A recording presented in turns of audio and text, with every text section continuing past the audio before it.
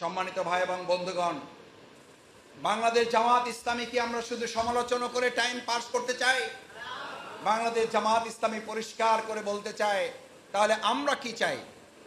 আমরা দেশের সাধারণ ছাত্র জনতা 2024 সালের 5ই আগস্ট যে স্লোগান তুলেছিল, তারাই তো স্লোগান তুলেছিল রাষ্ট্রের মেরামত করতে চাই।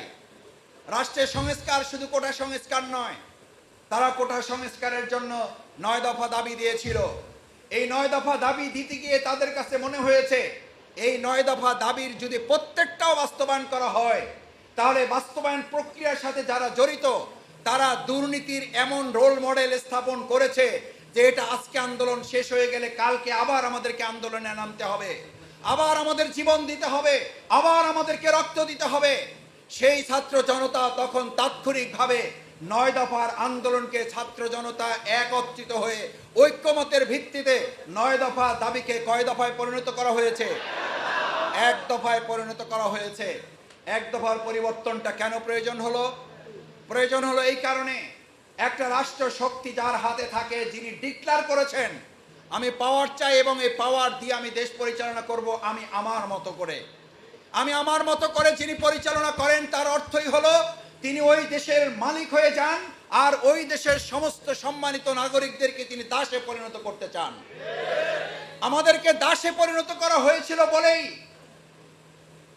2013 সালের 5ই মে শাপলা চত্বরে আলেমদেরকে হত্যা করার পর একজন মন্ত্রী দম্ভ করে বলেছিলেন, 1 রাতে আমরা সব সাফ করে দিয়েছি।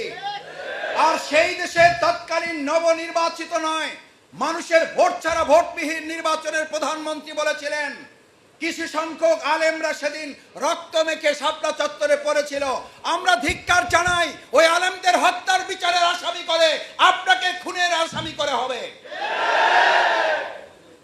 এখন অক্টোবর মাস চলছে, আপনাদের সকলে জানার কথা, উনি মাঝে মধ্যে জিজ্ঞেস করতেন, এত উন্নতি করি, মানুষের এত সুখ শান্তির জন্য ঘুম নাই, খাওয়া নাই, গোসল নাই, আপনাকে ঘুমাতে কে নিষেধ করছে? আপনাকে খাইতে কে নিষেধ করছে? আমরা তো দেখতাম আপনি খুব রান্না বান্না করেন, সেটাও ভিডিওতে ভাইরাল হয়। আপনি খাওয়ার সময় পান না, কিন্তু আপনি কুমড়ার রেসিপি দিতে তো আপনার ভুল করেন নাই। আপনি রান্না করার সময় পান না, কিন্তু বেগুন দিয়ে যে আপনি চপ বানাইতে হবে তার পরিবর্তে যে আপনি আমাদেরকে রেসিপি দিয়েছিলেন, সেটাও তো এই জাতি ভুলে নাই।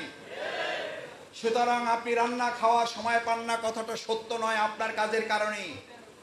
প্রকৃতপক্ষে আপনি রান্না বান্না খাওয়া সব ভুলে গিয়ে দেশ এবং জাতির কল্যাণে যে কাজ করার চিন্তা করেছিলেন, প্রকৃতপক্ষে আপনি আসলে এই দেশটাকে অন্য একটা দেশের হাতে তুলে দেওয়ার চক্রান্ত করেছিলেন। আপনি যতটা না প্রধানমন্ত্রী থাকতে চেয়েছিলেন, তার বেশি আপনি মুখ্যমন্ত্রী হওয়ার পরিকল্পনা করেছিলেন। বাংলাদেশে আর কোনোদিন মুখ্যমন্ত্রী হওয়ার পরিকল্পনা করার দুঃসাহস কেউ করবে না। আপনাকে হেলিকপ্টারে তুলে দিয়ে তার প্রমাণ করে দেওয়া হয়েছে। দেশের প্রধানমন্ত্রী প্রেসিডেন্ট থাকতে পারলে অন্তত আপনি কারাগারে যাইতে পারতেন। আলহামদুলিল্লাহ, আমাদের দেশের ইতিপূর্বের কিছু প্রেসিডেন্টদের তো কারাগারে যাওয়ার বিরাট সৌভাগ্য তাদের হয়েছে। আমরা এতদিন এই পর্যন্ত জানতাম যে দুর্নীতি কিছু করলেও অন্তত কারাগারে 9 বছর কাটানোর সুযোগ থাকে, এরপর বের হয়ে অন্তত কিছুটা স্বাভাবিক জীবনে মৃত্যুবরণ করা যায়। কিন্তু আপনি আমাদেরকে এমন উন্নতি এবং রোল মডেলের দিকে নিয়ে গেলেন। আপনি শুধু 2013 সালের 5ই মে শাপলা চত্বর ঘটিয়েছেন তা তো না, আপনার কথা আমাদের মনে আছে। 2006 সালের 28শে অক্টোবর আমরা শান্তিপূর্ণভাবে ক্ষমতা হস্তান্তরের জন্য একটা গ্রহণযোগ্য নির্বাচনের মাধ্যমে কেয়ারটেকার সরকার ক্ষমতা হস্তান্তর হবে, তারা নির্বাচনের ব্যবস্থা করবে।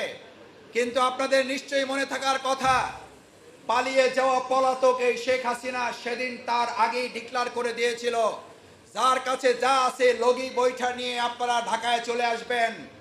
শুধু লগি বৈঠা নিয়ে ঢাকায় চলে আসবেন না, তার আগে ঘোষণা ছিল একটা লাশের পরিবর্তে কয়টা লাশ দিবেন তিনি? 10টা লাশ দিবেন তিনি।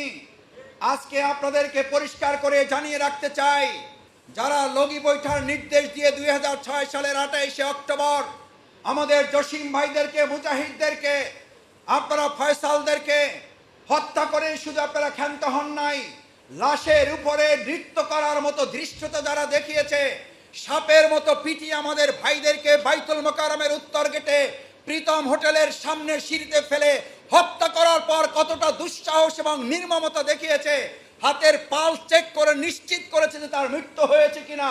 এই নির্মমতায় ভয়াবহতা 2006 সালের 28 অক্টোবর তারা যাত্রা শুরু করেছিল।